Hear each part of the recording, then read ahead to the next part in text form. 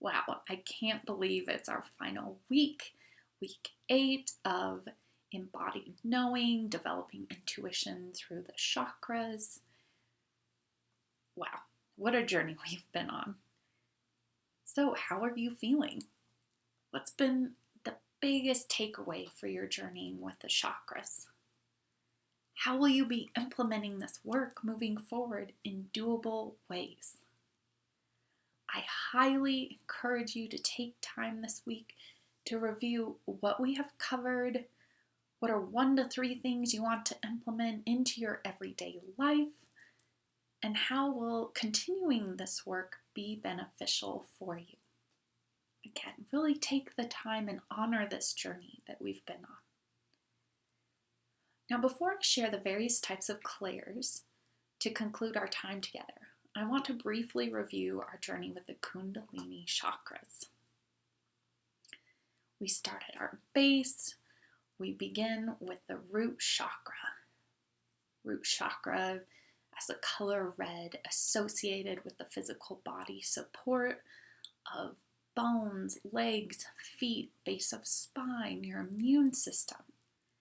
That root chakra is a space of tribe, belonging, safety, security, feeling of being at home and being able to stand up for oneself. Next, we swirl up to the sacral chakra, the color orange. The sacral chakra being associated with sexual organs, our large intestine, our pelvis, bladder, hip area. And that sacral chakra is a space of creativity, sex, pleasure, money. It's also associated with blame, guilt, and honoring our relationships. From there, we continue to rise up to that solar plexus area, color yellow, radiating out of our center. It's associated with our stomach, upper intestine, liver, kidneys, adrenal glands. And the solar plexus is that space of trust, of fear, self-confidence, empowerment, care of self, and care of others. It's a space of personal responsibility and honoring oneself.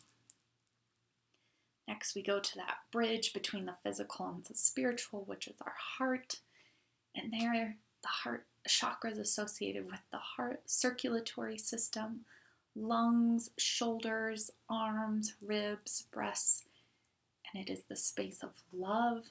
It's also the space of resentment, grief, anger, loneliness, as well as commitment. From the heart, we've moved up to the throat chakra, color blue, think of water. It's associated with throat, thyroid, neck, mouth. It's connected to choice, expression, following one's dreams. It's also associated with addiction, faith, and the capacity to make our own decisions. Next, our amazing third eye chakra, one of my favorites, with the color violet. And it's connected to the brain, nervous system, eyes, ears, nose, and the pineal and pituitary glands. The third eye governs truth, imagination, openness to ideas and others, emotional intelligence that's connected between mind, heart, body, and it's also that connection between the divine and our embodied spirits.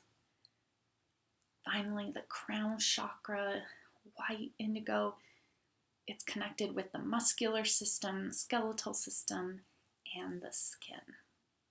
It governs the ability to trust life and spirit, ability to see the larger picture and the patterns.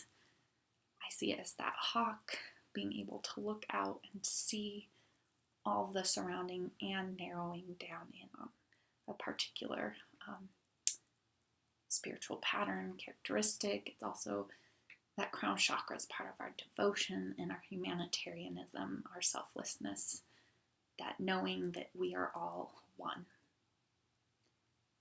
With the chakra system, what was your most impactful insight pertaining to each chakra? How have you noticed that they connect to your spiritual and intuitive development and insight? By attuning to our body through the chakras, we can begin to discover and deepen our spiritual and intuitive capabilities. One of my favorite things to teach and share, because without my spiritual, intuitive gifts and strengths, my life would look much different.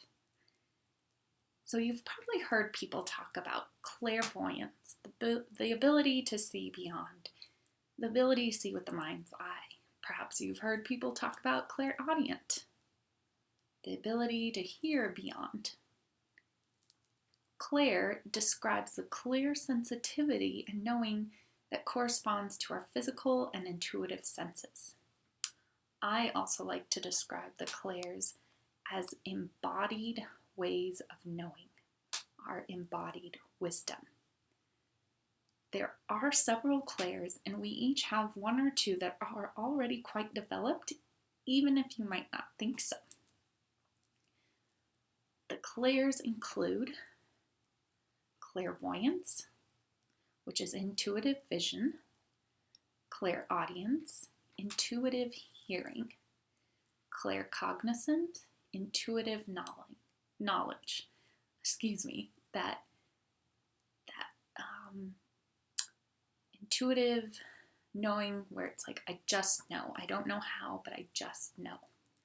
Clairsentience is intuitive knowing through feeling, through your feeling senses. Clairsentience is intuitive smell, which when I first heard that, I was like, oh, that's an interesting one. But I have experienced it, and it's really a beautiful space to connect with spirit and ancestors that have passed. Clairtangency, intuitive knowing by touch. You have the capability to touch something and either get feelings or some type of knowing from it. I had an experience or several experiences with that. Before I bring in items into my home, I make sure that I touch them to see what their energy is like. And that's actually how I choose my plants and just certain items that I bring into my home. Clairgustance is intuitive taste. So you can taste something without actually tasting it. Clairempathy is intuitive feeling of emotions. Someone that you know, you get a sense or that feeling that something's off, or you can feel or sense someone else's emotions.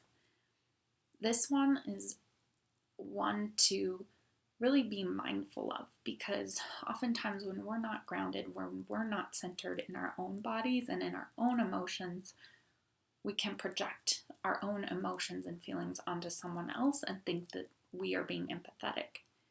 But when we can come back, really ground and center ourselves and know what our own feelings are, we can then really have that intuitive feeling of emotion of others, of even spirits and animals, different spiritual beings. So you can really begin to uncover what your clairs might be by being your own spiritual detective. So take note of the things you sense, feel, that you just know, and experience. One simple clue is begin paying attention to your words such as I feel, I sense, I just know, and those descriptions or the ways you are expressing that you know something are the clues to which clairs are strongest for you. The I sense, I feel are the stronger ones for me. I've also been able to tune in and have that clairvoyance and clairsentience. So something else to keep in mind about developing intuitive abilities, again, and I strongly encourage you to really be mindful and pay attention to this, is that you can develop those clairs and intuitive abilities when you are grounded and centered. When our energy is chaotic and our chakra systems are swirling out of control, or the chakra centers are lethargic in nature, it's more challenging to pay attention and to be open to those intuitive and embodied knowings. It also opens up more opportunities for fear, negative energy, and other unwanted things to come creeping in that you just don't want. However, when we are attuned to our own bodies, our own spiritual nature, we are aware of our own feelings and own them, our clairs can begin to grow as we take time to care for ourselves, to really be in our bodies, enjoying life. Then you'll start picking up on things that you hadn't noticed or felt or known before. There is so much to share with you regarding developing your spiritual intuitive capabilities. So if you are interested in further work, I do offer private spiritual lessons where you learn how to ground yourself more fully, uncover hidden fears, or look at known fears regarding intuition that are keeping you stuck, and how you can move through those through light and love, as well as developing your clairs more deeply and tuning into other clairs that maybe you're curious about from a very playful, lighthearted, loving space. Please email me if you would like to have a conversation to learn more about this private spiritual work, and I'd be thrilled to have that conversation with you. For now, though, continue to stay connected to your body by taking time out in nature, in quiet and in play, as well as attuning to each of your chakra centers, and begin being your own spiritual detective. You will start to uncover your own soul's compass and embodied ways of knowing that will lead you down your path. A radiant life is a radiant heart, mind, and body connected to that soul compass and to your divine source. I so appreciate each of you for taking this chakra and beginning intuitive 101 journey with me. You are in my mind, on my heart, and I wish you all the greatness the universe is ready to gift you with.